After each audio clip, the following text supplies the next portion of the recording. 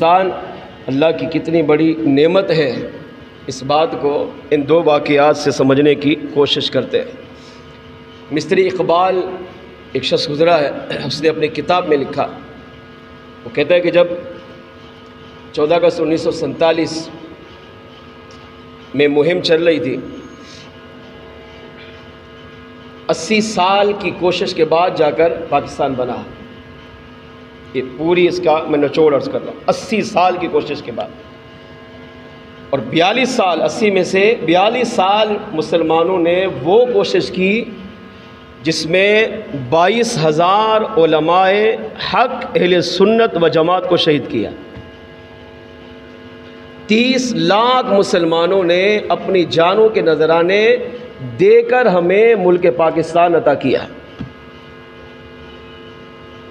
72,000 ہماری بیٹیوں کو، کنواری لڑکیوں کو انگریز، ہندو، سکھ، یہود و نصارہ اٹھا کر واپس ہندوستان لے کر گئے، جن کی معاذ اللہ عزتوں کے ساتھ کھیلا گیا۔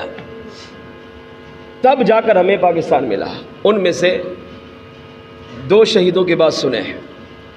مستری اقبال کہتا ہے کہ میں واگلا بارڈر پہ میری ڈیوٹی تھی، میں وہاں موجود تھا۔ یہ آنکھوں دیکھا حال اپنا بیان کر رہا ہے، اور مسلمان ہندوستان سے ہجرت کر کے پاکستان آ رہے تھے۔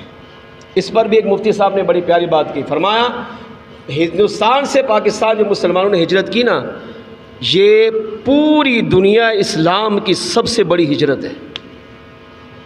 یہ سب سے پہلی ہجرت مثال کے طور پر ہمارے آقا علیہ السلام نے کی مکے سے مدینے کی طرف، اور بھی انبیاء نے کی۔ موسیٰ علیہ السلام نے ہجرت کی، ایک شہر سے دوسرے شہر، ایک ملک سے دوسرے ملک، مگر سب سے بڑی ہجرت یہ ہے جو ہندوستان سے پاکستان مسلمان ان لوگوں نے کی۔ کتنے تھے؟ 1 کروڑ سے زائد مسلمان جو ہندوستان چھوڑ کر پاکستان آئے، اور آتے آتے 1 کروڑ سے زائد مسلمان آئے، جن میں سے 30 لاکھ شہید ہوئے، اور باقی یہاں پہنچے۔ اور جو یہاں پہنچے ان کا حال سنیے۔ مستر اقبال کہتے ہیں میں واگلا بارڈر پہ کھڑا تھا، اپنی ڈیوٹی نبھا رہا تھا، تو میں نے دیکھا کہ ہندوستان سے جو پاکستان آ رہے ہیں، کوئی ٹرین کی صورت میں آ رہا ہے، کوئی گدا گاڑی کی صورت میں آ رہا ہے، کوئی اپنے اپنے مختلف انداز میں۔ تو ایک بوڑھا شخص وہ پاکستان کے بارڈر پہ پہنچا، اس کا حال یہ تھا کہ جو لباس پہنا ہوا تھا وہ پھٹا پرانا تھا، اور سر کے جو بال تھے، اس کی داڑھی تھی وہ مٹی سے پراگندہ تھی، اٹکی ہوئی تھی، پہچان نہیں پا رہا تھا، یعنی صحیح معنوں میں شکل بھی نظر نہیں آ رہی، سر سے پاؤں تک اس کے مٹی ہی مٹی تھی، پاؤں میں چپل نہیں تھے، پاؤں سے خون نکل رہا تھا، اس کے دیگر بدن کے حصوں سے بھی خون نکل رہا تھا۔ 80 سال کا بوڑھا، لیکن ہمت، اقبال کہتا ہے اس کی ہمت کو سلام، بڑی محبت کے ساتھ، بڑی چاہت کے ساتھ جھومتے ہوئے وہ میری طرف بڑھنے لگا۔ جب میرے قریب آیا تو مجھے کہا، میں نے دیکھا زخمی تھا تو میں آگے بڑھا، اور میں نے بابا جی کو سلام کیا، اس نے سلام کا جواب دیا۔ تو میں نے کہا کہ بابا جی آپ یہاں بیٹھے، میں آپ کا تھوڑا علاج کروں، آپ تو بہت زیادہ زخمی ہیں، اور آپ آگے جائیں گے تو آپ کا انتقال ہو جائے گا۔ اس نے کیا کہا؟ اس نے کہا بیٹا یہ بتاؤ پاکستان کتنا دور ہے؟ اس نے کہا بس آپ ایک قدم آگے بڑھائیں تو یہ پاکستان ہے، یہی بارڈر ہے، ادھر ہندوستان ہے، یہ پاکستان ہے، بس ایک قدم اٹھا۔ تو کہا، سنتے ہی فوراً چھلانگ لگائی اس نے۔ یہ لوگ تھے جن کو پاکستان کی قدر تھی، ہمیں نہیں ہے۔ یہ لوگ تھے جنہوں نے حقیقی معنوں میں پاکستان کو سمجھا، ہم نہیں سمجھ رہے۔ یہ لوگ تھے جن کے دل میں حقیقی معنوں میں پاکستان کی محبت، عظمت، پیار تھی، ہم میں نہیں ہے۔ مستر اقبال کہتا ہے چھلانگ لگا کر آگے بڑھا۔ اب اس کے کیا زخم، کیا تکلیف، کیا درد، کہا چل چل کے میں نے دیکھا اس کے پاؤں سوج چکے تھے، عام انسان ان پاؤں سے چل ہی نہیں سکتا، مگر پھر بھی وہ 80 سال کا بوڑھا چل رہا تھا۔ جب آگے گیا تو اس نے آسمان کی طرف دیکھا، سر اٹھایا اور کہا اے اللہ تیرا شکر ہے کہ تو نے مجھے ملک پاکستان میں قدم رکھنے کی سعادت عطا فرمائی۔ مستر اقبال کہتے ہیں مجھے بڑی حیرت ہوئی، میں نے اس کے قریب گیا، میں نے کہا بابا جی اب بتائیں کیا ہوا آپ کو؟ کہا بیٹا میرا سب کچھ گیا ہجرت کے دوران، میری بیٹی، بھتیجی، بہو، بھانجی، ماں باپ سب کچھ چلے گئے، سب کا انتقال ہو گیا، میں اپنے پورے خاندان میں تنہا ملک پاکستان پہنچا ہوں۔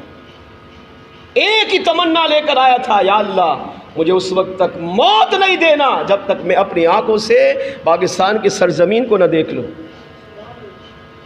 یہ ہیں اصل پاکستان سے پیار کرنے والے لوگ۔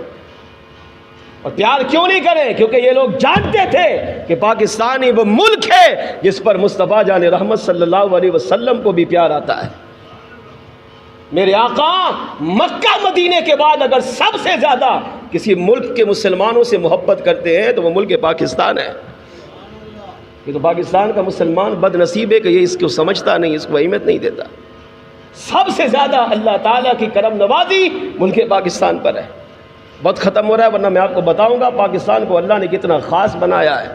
پاکستان میں وہ خصوصیات ہے خدا کی قسم جو پوری دنیا کے کسی ملک میں نہیں ہے، جو اللہ نے ملک پاکستان کو عطا کی ہے۔ اس سے اقبال کہتا ہے کہ اس نے کہا پورے خاندان میں اکیلا بچا ہوں، پھر دعا مانگی اور کہا یا اللہ سارا راستہ میں یہ دعا کرتا تھا کہ مجھے اس وقت تک موت نہ دینا جب تک اپنی آنکھوں سے پاکستان کو نہ دیکھ سکوں۔ اب میں یہاں پہنچ گیا، پاکستان کو دیکھ لیا، زمین پر گرا اور زمین کی مٹی کو چوما اور پھر دعا مانگی، اے اللہ اب میں چاہتا ہوں تو میری روح قبض فرما لے، میں چاہتا ہوں اب میں یہی مروں تاکہ میری نسل تو یہاں نہ آ سکی۔ نسل میں اگرچہ میں آیا تو کل قیامت کے دن میں اپنی نسل کو یہ بتا سکوں گا تم تو شہید ہو گئے، لیکن میں نے ملک پاکستان پہنچ کر اپنی شہادت کا نذرانہ پیش کیا۔ دعا مانگ رہا اللہ میری جان لے، اب مجھے موت عطا فرما۔ استقبال کہتا ہے اتنے درد سے اس نے اللہ کی بارگاہ میں دعا مانگی، میں بھی اس کو دیکھ کر رو پڑا اور جب دعا ختم کی دھڑام سے زمین پر گرا، جب سنبھالا انتقال ہو چکا تھا اور اسی بارڈر پر میں نے اس کو دفن کیا ہے۔ تھوڑی دیر گزری، کہا ایک اور خاتون آئی، اس کے بغل میں دودھ پیتا بچہ تھا، اس کا بھی حال ہے، کپڑے لباس پھٹا ہوا، سر مٹی سے آلودہ، چہرہ پہچانا نہیں جا رہا تھا، بیٹا دودھ پیتا بچہ گود میں بغل میں تھا۔ تو آئی، رکی اور پورا جسم خون میں لت پت۔ استقبال کہتے ہیں وہ میرے قریب آئے، میں نے اس سے کہا اماں آگے چلیے، کہا بیٹا بتاؤ پاکستان کتنا دور ہے؟ میں نے کہا ایک قدم اٹھاؤ یہ پاکستان ہے۔ تو اب اس کی حالت ایسی تھی کہ وہ چل بھی نہیں پا رہی تھی، اس نے ایک قدم بڑھایا اور پھر بیٹھ گئی اور اس نے اپنے بچے کو اپنی گود میں لیا اور یہ کہتا ہے میں اس کے جب قریب گیا دیکھا تو بچے کا انتقال ہو چکا تھا۔ اب وہ پیاس سے تڑپ رہا تھا تو انتقال کر گیا، ماں کے سامنے ہی گود میں دم توڑ گیا۔ اب استقبال کہتا ہے کہ اس نے مجھ سے کہا بیٹا مجھے ایک چادر چاہیے، میں نے اسے ایک چادر دی، اس نے اپنا دوپٹہ اتارا، پھر وہ جو میں نے چادر دی اس کو پہنا اور مجھے کہا کہ بیٹا میری تم سے ایک وصیت ہے، اگر عمل کرو گا۔ میں نے کہا میں ضرور عمل کروں گا، کیوں نہیں کروں گا۔ کہا اس نے دوپٹہ دیا، اس نے کہا کہ مجھے پتہ ہے میں یہاں سے آگے نہیں جا سکتی، میں اتنی شدید زخمی ہوں کہ میرا بیٹا بھی یہاں پہنچا ہے، اب میں آگے نہیں جا پاؤں گی، میں چاہتی ہوں کہ بس میرا یہی انتقال ہو جائے۔ کیوں؟ میں یہ تمنا لے کر آئی تھی کہ اپنا سب کچھ پاکستان کے نام پہ قربان کیا، اب میں یہ چاہتی تھی کہ اب میری موت آئے تو پاکستان کی سرزمین پر آئے۔ تم سے وصیت کیا ہے؟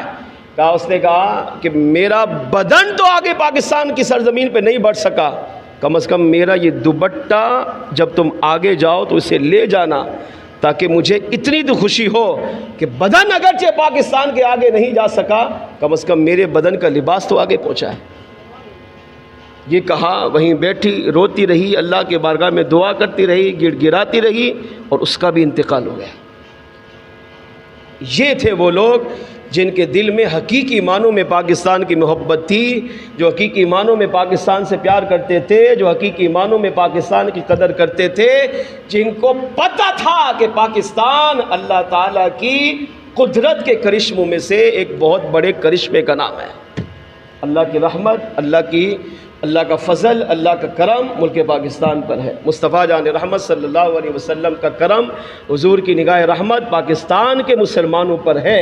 ان کو قدر تھی، اس لیے یہ لوگ تڑپتے تھے، مچلتے تھے کہ کسی طرح ہم وہاں پہنچ جائیں، اگرچہ پیچھے ہزاروں کفار بھی تھے، ہندو بھی تھے، سکھ بھی تھے، یہود و نصارہ بھی تھے، پیچھے سمجھو موت تھی ان کے، پتہ تھا ہم شہید ہوں گے، مگر تمنا تڑپ یہ ہوتی تھی کہ کاش ہمارا بدن پاکستان میں جا کے شہید ہو، یا کم از کم بدن نہیں جا سکا تو ہمارا لباس تو پاکستان میں پہنچے۔ اب جو مسلمان 14 اگست کو گناہ کرتا ہے، شراب پیتا ہے، زنا کرتا ہے، بدکاریاں کرتا ہے، ناچ گانوں کی محفلیں سجاتا ہے، ڈانس کے پروگرام کرتا ہے، بچوں کو نچواتا ہے، آپ بتائیں کہ یہ مسلمان قیامت کے دن ان لوگوں کو کیا منہ دکھائیں گے؟ کیا مرنا نہیں ہے؟ کیا قبر میں نہیں جانا؟ کیا قبر سے اٹھ کر اللہ کی بارگاہ میں نہیں جانا؟ کیا میدان محشر میں ان سب کا سامنا نہیں کرنا؟ ہر ایک نے کرنا ہے، کوئی مسلمان اس کا انکار کر ہی نہیں سکتا۔ اگر اس ماں نے پوچھا کہ میں نے تو پاکستان کے لیے اپنا سب کچھ قربان کیا، دودھ پیتا بچہ بھی قربان کر دیا، کہ میں نے پاکستان تمہیں اس لیے دیا تھا تاکہ تم 14 اگست کو گناہ کرو، اللہ رسول کی نافرمانی کرو، بدکاری کرو، اور ہر وہ گناہ کرو جو تم پورا سال نہیں کرتے، وہ 14 اگست کو کر لو۔ اب وہ گناہ کرنے والا مسلمان ان شہداء کو کیا منہ دکھائے گا؟ اگر ہم چاہتے ہیں، ہر مسلمان چاہتا ہے کہ دنیا اچھی ہو، قبر اچھی ہو، آخرت اچھی ہو، اس کا بہترین طریقہ ان 30 شہداء پاکستان جنہوں نے اپنی 30 لاکھ شہدائے پاکستان جنہوں نے اپنی جان کے نذرانے اللہ کی بارگاہ میں پیش کر کے ہمیں آزادی کی صورت میں اسلامی جمہوریہ پاکستان اللہ کی نعمت کا ایک بہت بڑا تحفہ دیا، ان کے سامنے سرخرو ہونا چاہتے ہیں۔ اس کا بہترین طریقہ 14 اگست کو اللہ کی عبادت میں گزاریے، نماز پڑھیے، روزہ رکھیے، قرآن پاک کی تلاوت کیجیے، ذکر و اذکار کیجیے، اور جو بھی نیک اعمال کریں، اچھا کھانا بنائیں، ان 30 لاکھ شہدائے پاکستان کو ایصال ثواب کریں، انشاءاللہ ان کی روحیں خوش ہوں گی، اور ان کے صدقے اللہ ہماری دنیا قبر و آخرت کو بھی روشن فرمائے گا۔ اور اگر ایسا نہیں ہے